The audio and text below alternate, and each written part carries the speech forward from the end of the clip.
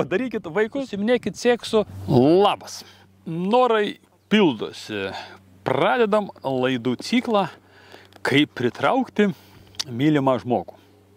Priešingos lyties. Atstovą ar atstovę. Iš kur šitą temą kilo? Vakar turėjau čia svečių Nydoj.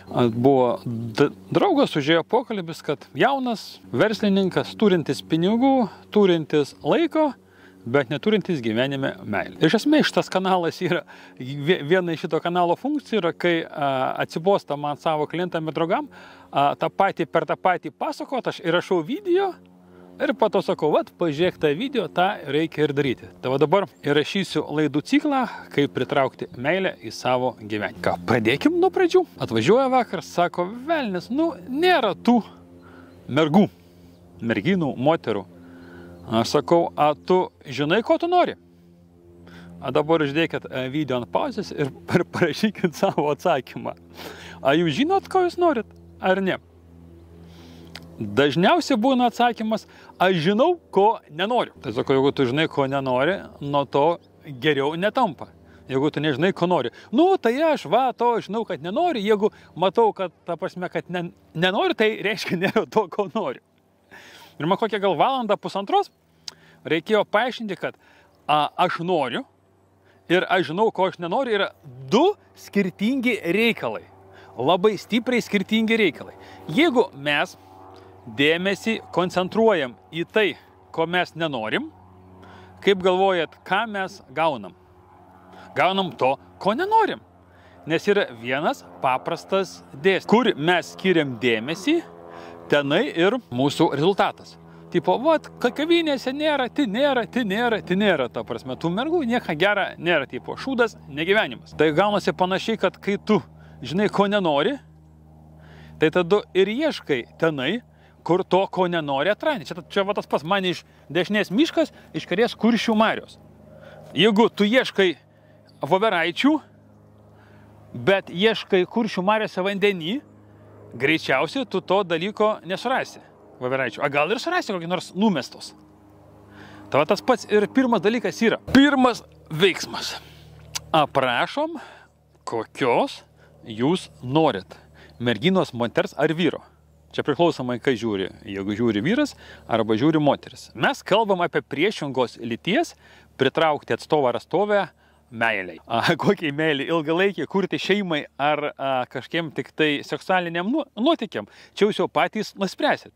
Nes greičiausia ilgalaikiam santykiam ir šeimai bus vieni norai.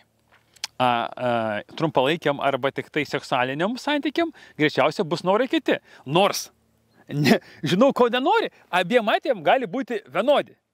Bandau vam tą danešti, nes vakar tai man buvo sunkiausia danešti, kad to, kas nenoriu, tai šis niekam neįdomus. Reikia tai, ko noriu. Aš netgi tada daviau pavyzdį, ta prasme, pilietis važinėja su vienai iš mašinų Mustangas. Klausiu, kol Mustango neturėjai. Mustangų tikriausiai gatvėse buvo nedaug. Kai Mustangą nusipirkai, blembiškai vos nekas antrą mašiną Mustangas. Tas pats yra su noriu arba žinau, ko nenoriu. Jis viską mato to, ko nenori. Mato tas merginas, kurių nenori. Dar kartą akcentuoju, kad dabar tikriausiai kils klausimas, tai kaip čia dabar padaryti, arba kaip čia surašyti, ar ką padaryti, kaip su tuo, ką noriu. Čia, aišku, bus sunkiau, nes kai dauguma jau žinot, ko nenorit, tai nežinot, ko norit. Pirmas dalykas, reikia geriausia kaip vis laik. Popierius, rašiklis auksinė plunksna, jau man pastovus žiūrovai žinot, kad čia ne visai bari, čia yra teisybė, ir aprašom. Galim pradėti nuo paprasčiausio. Galim pradėti nuo fizinių duomenų. Nuo kažko tai galima nusirašyti, bet konkretaus žmogaus noruose laikyti negalima. Nes mes nežinom, kaip to žmogaus siela. Jinai nori su mums būti, ar nenori būti. Ir jeigu mes imsim konkretų žmogų, jį įrašysim į norų sąrašą, o ta siela, ta prasme, turės pretenzijų, tai šitoje mes galim turėti labai daug gimorojaus. Taip pat ir iškart, konkrečiaus žmogaus nenurodom. Galim iš jo paimti kažkokius tai fizinius bruožus, bet be konkretumo. Tokį abstraktų paveikslą. sudarom, ta prasme, vizualiai, ta prasme, kaip jis turėtų atrodyti, daugmaž idealių variantų. Tada tikriausiai mes aprašom, kaip jisai elgiasi, arba jisai, kaip jisai elgiasi. Kitas dalykas, perinam prie jausmų. Kaip tu jautiesi šalia jo, kaip jisai jaučiasi šalia tavęs. Tada einam prie, gaunasi jau išplečiam tą paveikslą iki gyvenimo. Tarkim taip, tipo gyvenimo būdo rūšies. Kaip jūs gyvenat, kur gyvenat, kokie santykiai. Kad kuo daugiau tą paveikslą išplėsti ir kuo daugiau įtraukti įvairiausių jutiklių. Galbūt kaip jisai kvepia, kaip jis kvepia paprastai gyvenimą, kaip jis kvepia lovoj. Nes mes, kai užsiminėjom seksu, mes kiekvienas įskleidžiam tam tikrus kvapus. Juk taip šnekant labai paprastai, ten nelendant į tas visas cheminės reakcijas, cheminius dalykus. Ir vieni kvapai mus vieną prie kitų traukia, kiti stumia. tą dalyką reikia intraukti. Ir kuo tas paveikslas bus ryškesnis, aiškesnis, ir mes jį daugiau koncentruosim dėmesio, automatiškai mes pradėsim pastebėti mustangus gatvėje. Nu, ta prasme, arba to, ko mes norim. Ir tada bus lengviau tą dalyką pritraukti į gyvenimą. Kai mes jau žinom, koks yra paveikslas, antras žingsnis. Nu, ir man atrodo, šitam video užteks. Antras žingsnis, gal dar bus daugiau, nežinau, turim suprasti, koks žmogus šalia to žmogaus turi būti. Nes gamto yra balansas.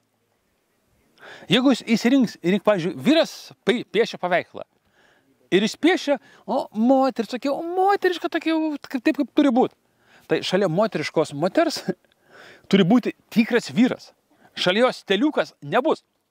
A jeigu tu teliukas, mamytė sunelis ir nori kažkokios tokios moters, tikros moters, bijau, kad nieko tau nesigaus.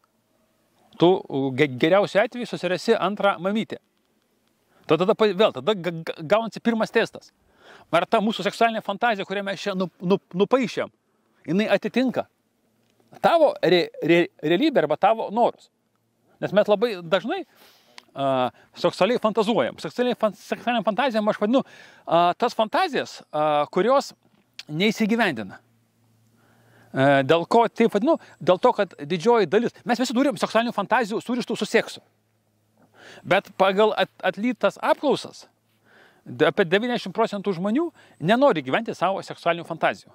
Dėl to labai gerai pavadinti tuos daiktus, apie kuriuos mes pasvajojam, kurie realybėje jie tokie nelabai atitinka realybės ir nėra šansų, kad atitiks, aš viską seksualiniam fantazijam. Ta patį ir apie, kai ten savo projekte Labas žmogau apie žuvitę sako, apie seksualinės fantazijas. Jeigu iš manęs gimsta seksualinės fantazijas, tai reiškia jūsų kažkokios mintis, kurios neturi realaus pagrindo ir galimybės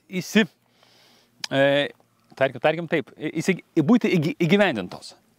Tada šitoje vietoje nupiešėm paveikslą, tada pažiūrėjom, kas turėtų būti šalia, tada pažiūrim, ar aš toksai ar ne, ir ar aš noriu tapti tokiu.